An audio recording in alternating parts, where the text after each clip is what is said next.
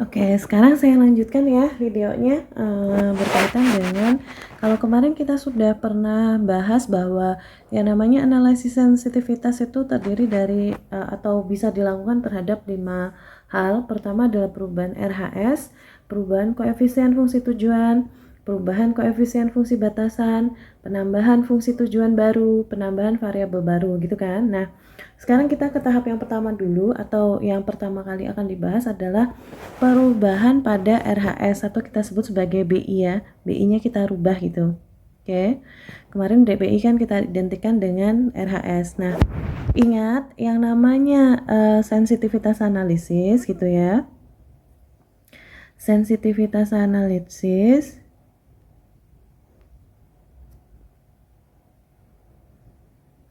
itu hanya berkaitan dengan dua hal. Apa?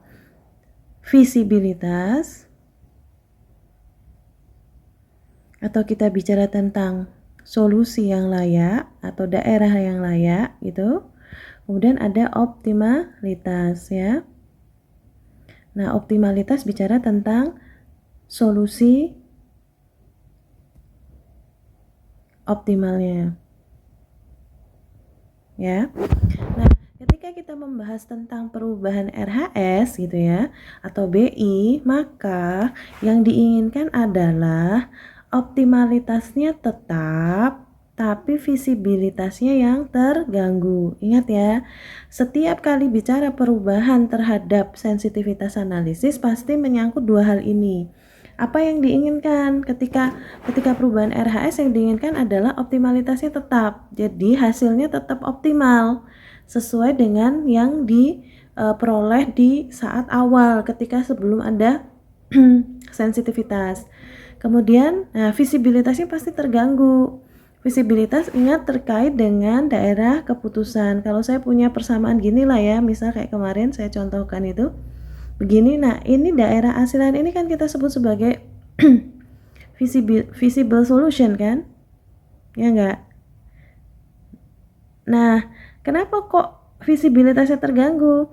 Karena nanti ininya akan bergeser ya. Bukan lagi misal di sini kemarin 4, di sini 4, tapi bisa jadi dia jadi 4 dan 6. Ya enggak?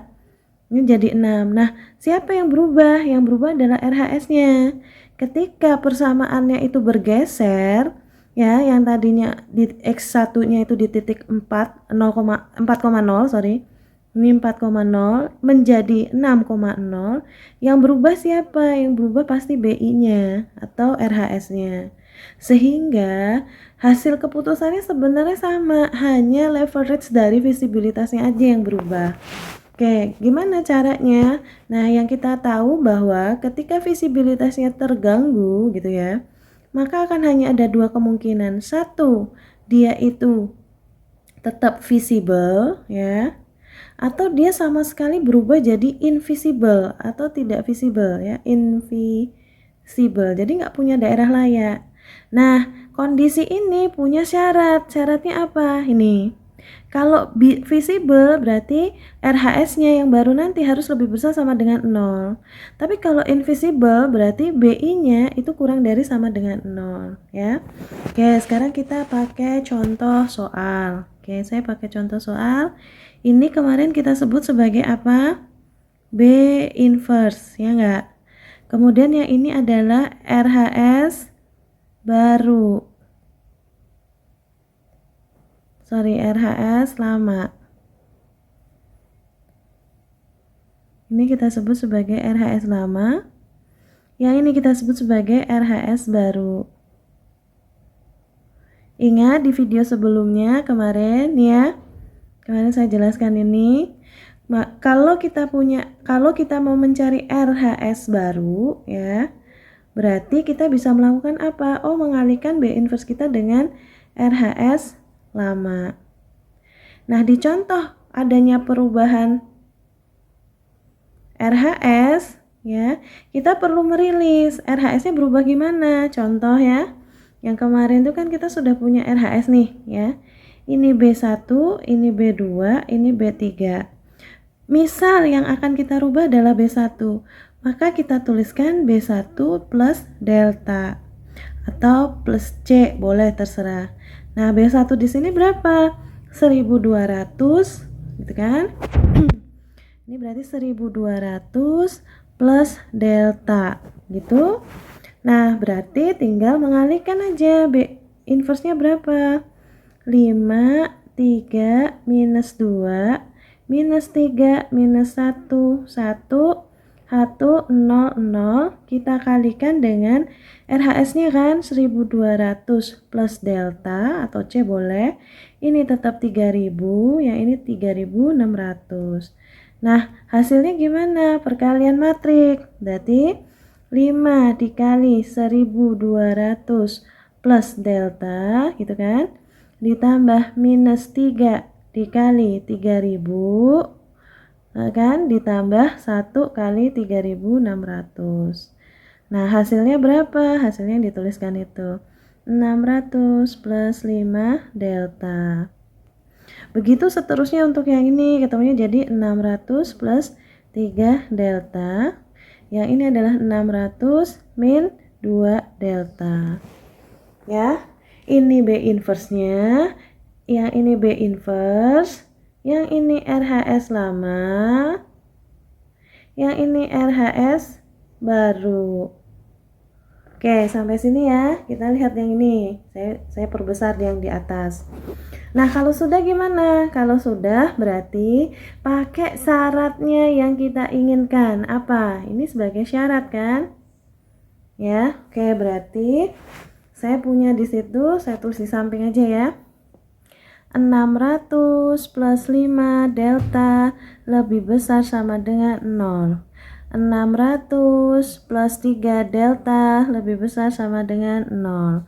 600 min 2 delta lebih besar sama dengan 0. Nah, ini hasil ini yang di sini ya. Akhirnya apa? Kita akan ketemu ini. Yang ini 120 ya, salah. Ini 100 minus 120, sorry. Oke, kita coba ya. Oke, berarti 600 lebih besar sama dengan 5 delta, ya kan? Sekarang kita pindah ruas ya, atau dikalikan, ya kan? Sorry, ini minus ya. Oke, berarti minus 600 kurang dari sama dengan 5 delta. Delta kurang dari lebih dari sama dengan gitu ya. Lebih dari sama dengan minus 120. Nah, ini juga sama, nanti dihitung dari yang di sini ya. Untuk ini dihitung dari sini, yang ini dihitung dari sini. Nah, akhirnya kalian punya masing-masing dari 3 delta tadi ya. Yang 600 plus 5 delta ketemunya delta lebih besar sama dengan minus 120. Yang di bawahnya ketemunya delta lebih besar sama dengan minus 200 dan delta kurang dari sama dengan 300. Gimana caranya untuk memperoleh ini? Nah, ini dengan garis bilangan. Saya contohkan ya. Saya punya garis bilangan, di sini adalah 0, di sini positif, di sini negatif. Benar gak? Oke, sekarang saya pakai yang delta pertama dulu. Saya punya di sini 120 minus 120. Oke. Delta lebih besar dari minus 120. Berarti area arsirannya kan ke sana. Ya enggak? Karena lebih besar. Oke. Kemudian delta lebih besar dari minus 200. Oke. Berarti saya punya di sini angka 200 minus ke sana lagi. Nah, ini arsirannya, gitu kan? Oke, yang terakhir saya punya delta kurang dari 300 ada di sebelah sini karena positif, kurang lebih kecil berarti dia ke sana. Nah, ini kan arsirannya, maka daerah penyelesaiannya mana? Yang memiliki arsiran banyak, ini adalah himpunan penyelesaiannya. Sehingga saya bisa tuliskan bahwa deltanya itu terletak antara 120 gitu ya sampai 300. Nah, kita kembalikan lagi ke yang tadi ya. Berarti kita kembalikan ke si BI tadi. BI gimana? Oke, BI-nya tadi berarti 1200 ditambah deltanya berapa? Minus 120. Yang ini berarti 1200 ditambah deltanya berapa? 300. ya, ini ke sini. Sehingga di sini adalah 1080, BI 1500. Artinya bahwa ketika RHS constraint pertama kita ganti antara 1080 sampai 1500, titik optimalnya tetap sama dan visibilitasnya tidak terganggu, ya. Tapi kalau ada di luar ini, ya, di luar dari sini, maka apa? Ketika RHS-nya constraint pertama di luar dari range tersebut, itu berarti visibilitasnya terganggu